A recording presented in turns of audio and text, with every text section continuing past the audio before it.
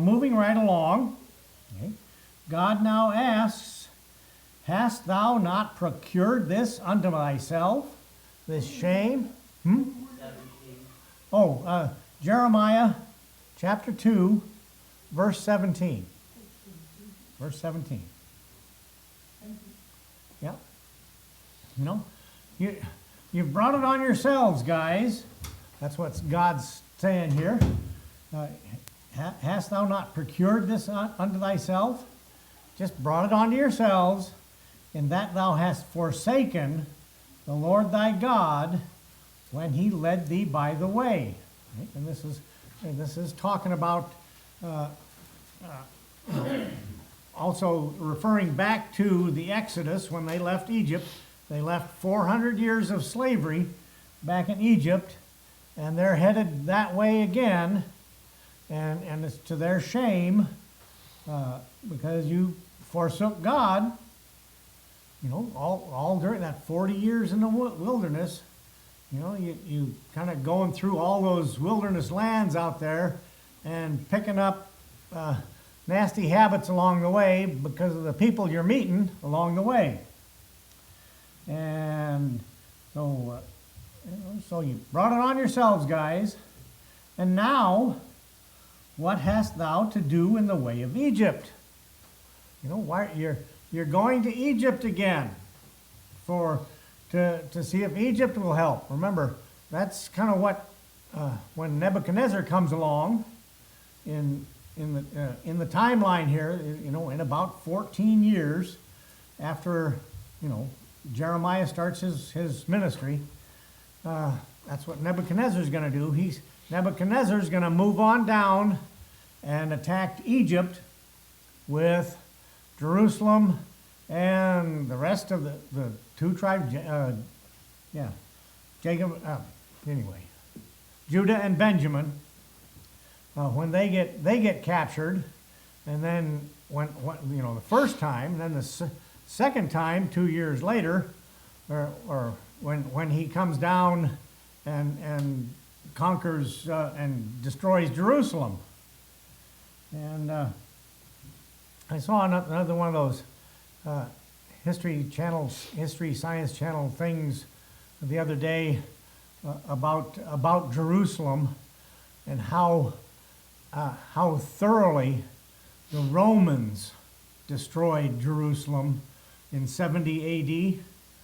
I mean, they literally leveled Jerusalem. The Romans got sick and tired of these rebellious Jews down there and went in and just pretty much leveled Jerusalem. And that's why they can't find the tunnel leading to the cave where the Ark of the Covenant is hidden, because it literally got buried. You know, they didn't leave much standing, but that was kind of an interesting thing there. So, a couple of things on the History / Science Discovery Science channels are pretty interesting. You know, most of them are you want to get a earful of you know, billions and billions and billions of years of how the universe works. Go to the Science Channel and they'll fill you up with, Some people believe the Ark of the Covenant is kept in a warehouse. Yeah. And to find it, it's magnetized. So you put a bunch of like DV pellets out and it goes right to it. Yep. And the Germans, I think, had it at one time. Yep. There's Yeah. before to stop that. The final scene in Raiders of the Lost Ark where they're, you know, you see this guy wheeling this box someplace, and then it, you know, zoom back, and it's this huge warehouse full of, you know, probably, yeah.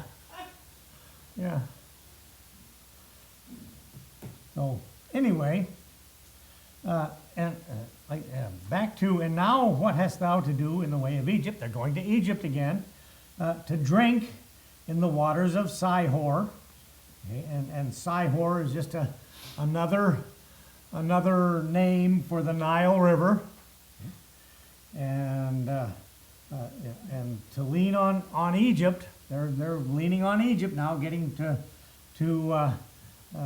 see if they can get some help. Or what hast thou to do in the way of Assyria? Remember, the Babylonians right now are not in the picture. The Assyrian Empire is. To drink the waters of the river. And got both these rivers. They're the two empires, the Egyptian Empire and the Assyrian Empire. And to drink their waters is to adopt their principles and religion. Okay? That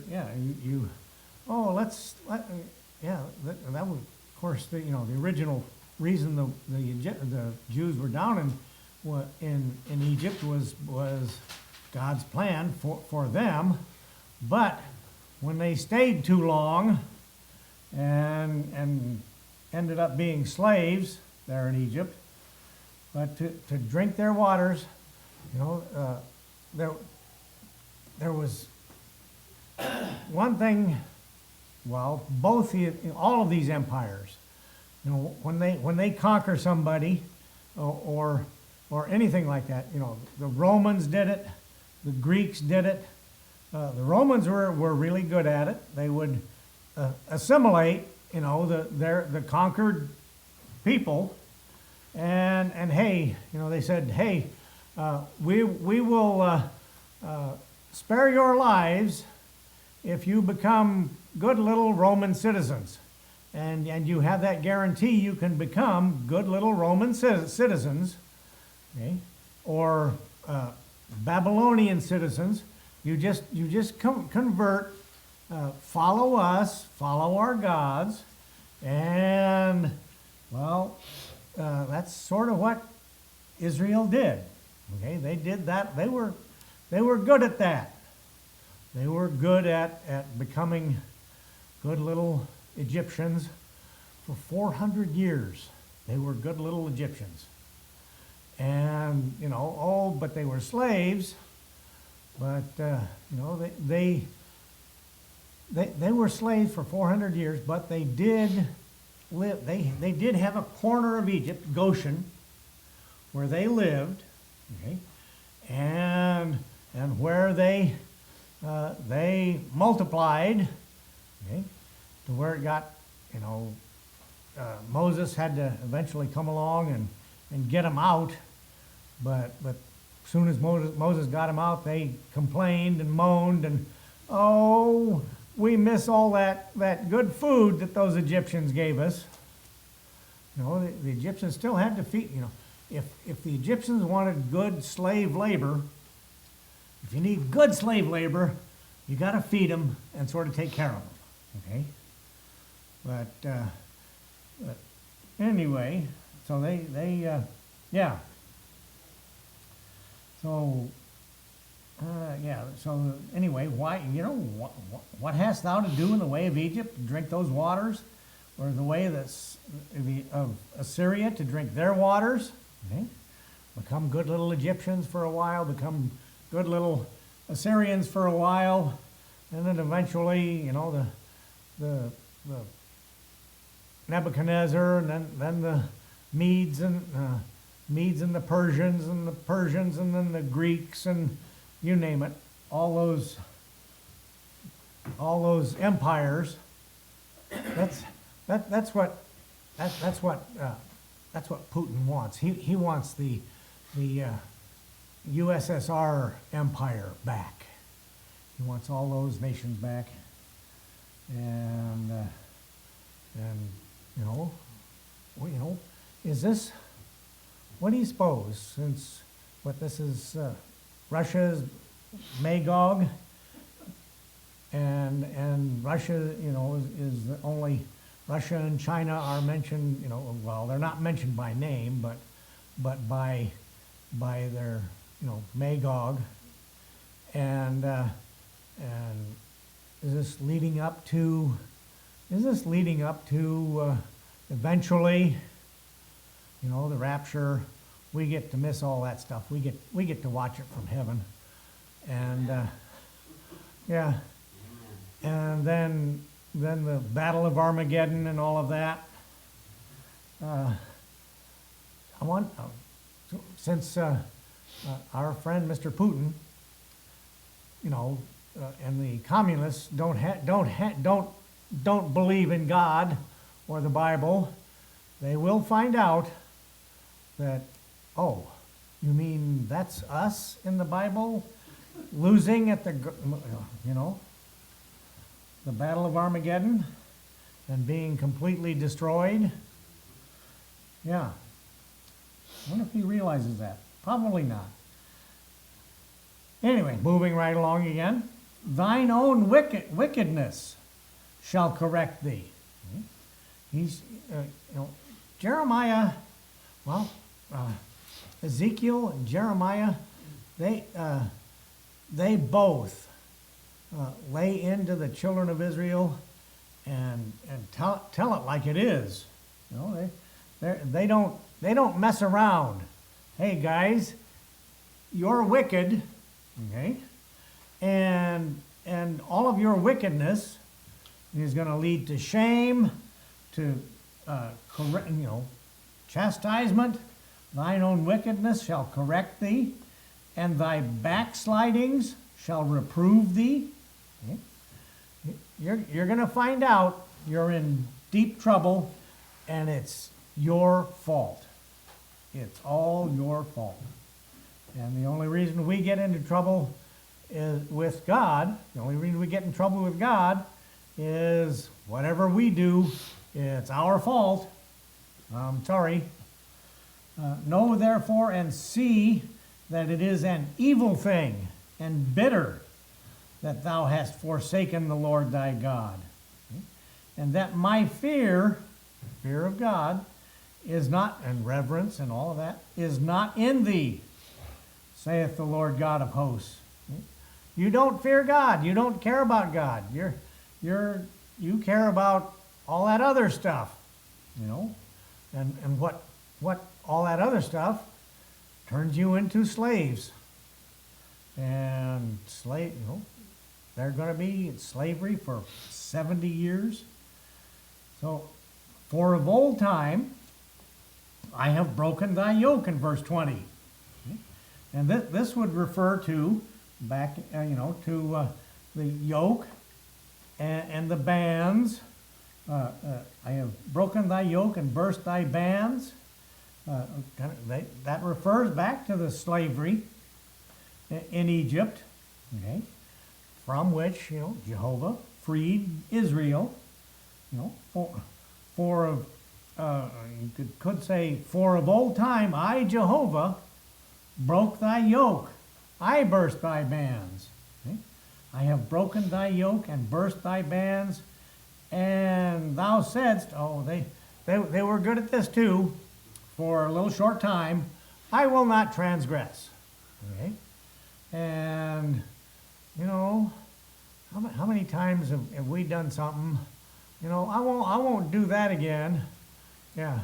And then 3 weeks later, or the very next day, you're back out there doing the same thing. I will not transgress when upon every high hill and under every green tree thou wanderest, playing the harlot. Right? Playing the prostitute, doesn't matter where you are. Oh, get up on the high hill, build a little grove up there, a nice little shady grove where you can worship some idol, or, under a green tree, you're wandering around and you're just, eagerly pursuing these idols. That's about, as a harlot would pursue, someone for money. And that's the picture here. or suing, prostrating herself before the objects of her idolatrous worship. You know, yeah, guys, you just, anyway, and I broke that yoke, and here at the end of 70 years, I'm going to do the same thing for you, and we're going to go all through it all over again. Here we go again. They'll come back and rebuild Jerusalem, and even Cyrus the Mede would allow them to come back and let them come back and rebuild Jerusalem. But then, a little while later, they're back on the same road, lusting after idols. Yet I had planted thee a noble vine. Hey, I started out with a good, a good root, a good, perfect root of of a fruit tree, a noble vine, a vine that's God's planting. It was genuine. It was like, okay, if I want to plant get one of the newest variety, Honeycrisp. I think they're one of the newest varieties of apples out there. Okay, if I want to grow some of those trees, or if I want to grow some really good corn, I'll go buy and pay whatever, I think, premium price, whatever it is for a Honeycrisp tree. Okay, I'll go and I'll pay that price, and it'll be perfect.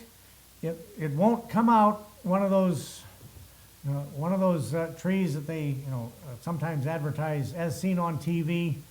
Plant this tree and you get 3 different kinds of apples. Okay, that's not, that's okay. That's, yeah, but this one would be the perfect. That's what you're going to get when you plant that tree, that Honeycrisp tree. That's what you're going to get.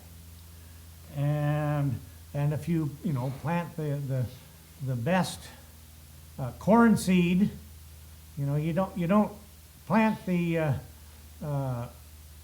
well, yeah, you could try and plant the last seed off of the kernels off of last year's corn, but it might not work. And I just ran out of time here. Got going on a good illustration and run out of time.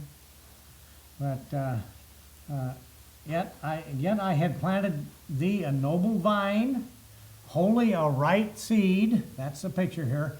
How then art thou turned into the degenerate plant of a strange vine unto me?